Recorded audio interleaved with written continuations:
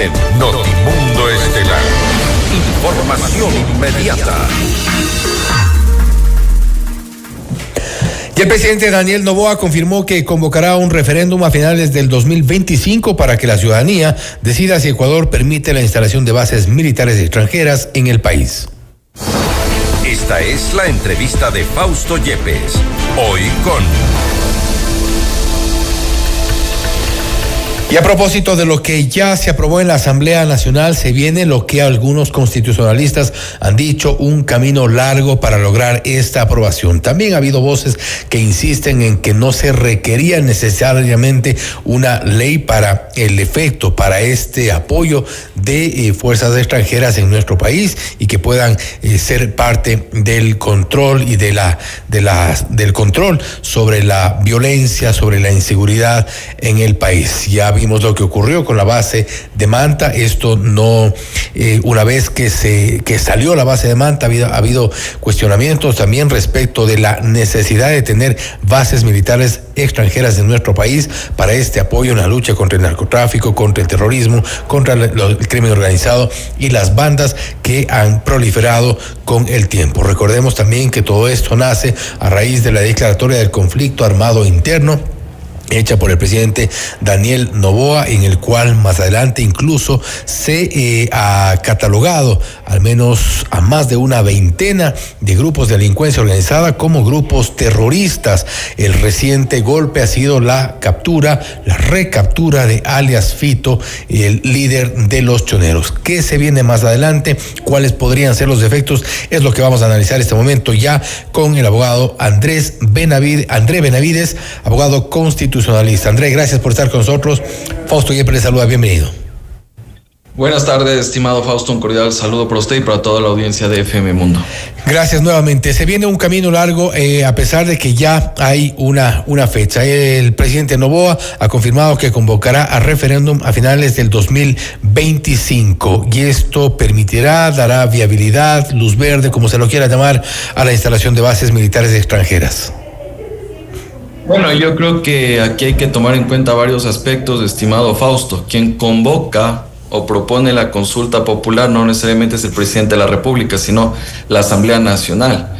En ese sentido, la Asamblea Nacional, cuando aprobó en el informe para segundo debate esta reforma parcial a la Constitución, debía también haber aprobado los considerandos y la pregunta de consulta popular y con ello enviar a la Corte Constitucional. La pregunta aquí es, ¿la Asamblea Nacional aprobó o no aprobó los considerandos y la pregunta?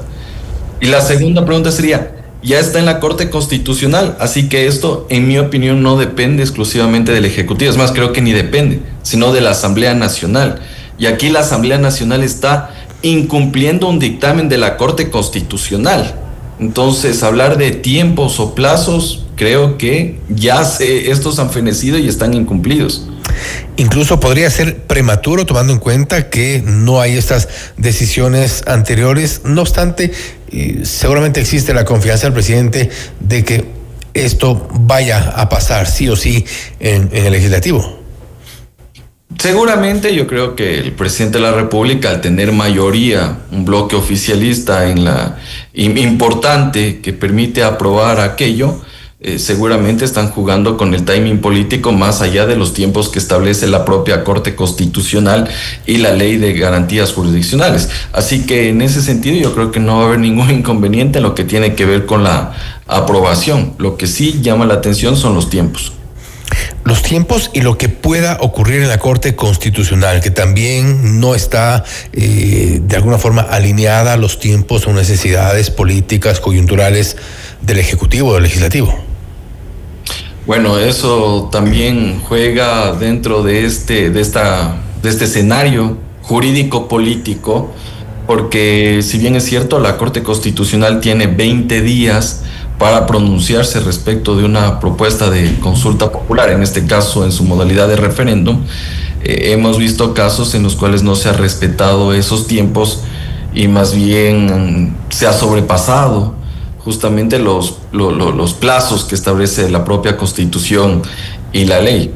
En mi opinión, yo espero que la Corte Constitucional, cuando ya se presente aquello, lo haga lo antes posible toda vez que esta reforma parcial a la Constitución en algo trata de superar los problemas de inseguridad y de crimen organizado que tenemos en nuestro país. Y usted lo ha dicho, doctor Benavides, en algo trata, y esto es únicamente un intento, quizá un intento más de varios en los que se ha trabajado durante estos 2 años, me refiero a 2024, 2025, en este combate a la inseguridad. Pero, ¿qué tan determinante, qué tan importante podría ser esta aprobación como para saber que haya un antes y un después en el Ecuador respecto a la seguridad?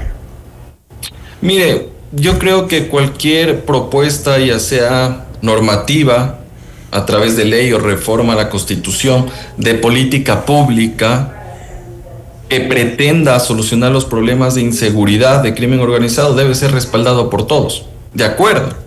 Sin embargo, hay cierto tipo de reformas a la Constitución que no necesariamente van a ser ejecutables de manera inmediata.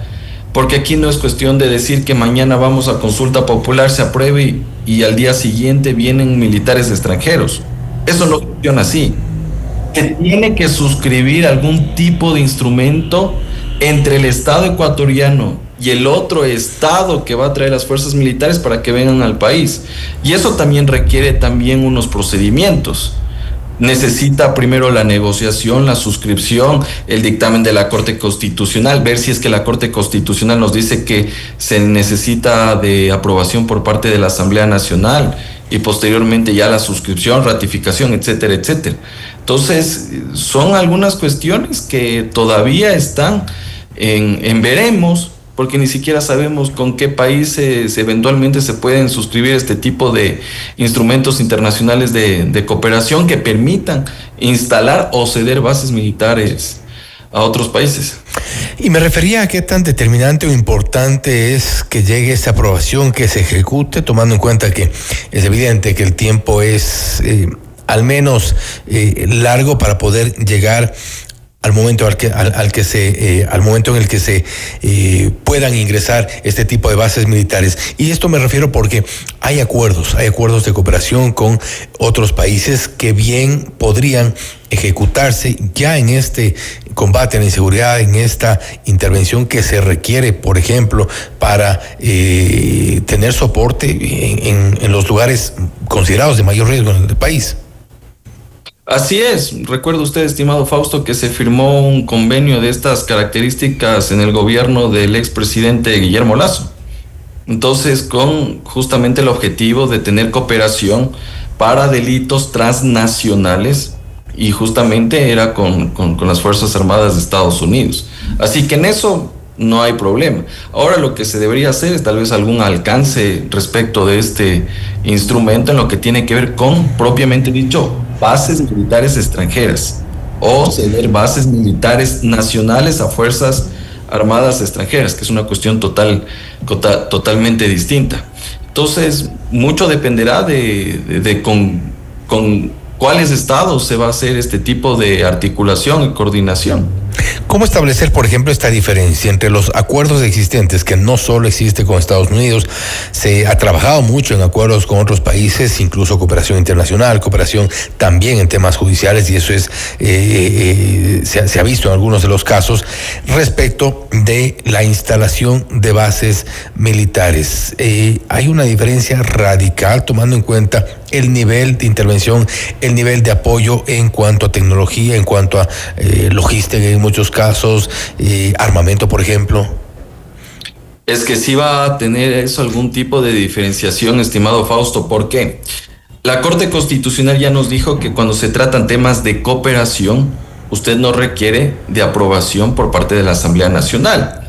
Y por eso es que actualmente cualquier país que quiera hacer cooperación en nuestro país para luchar contra el crimen organizado, narcotráfico, terrorismo, puede hacerlo.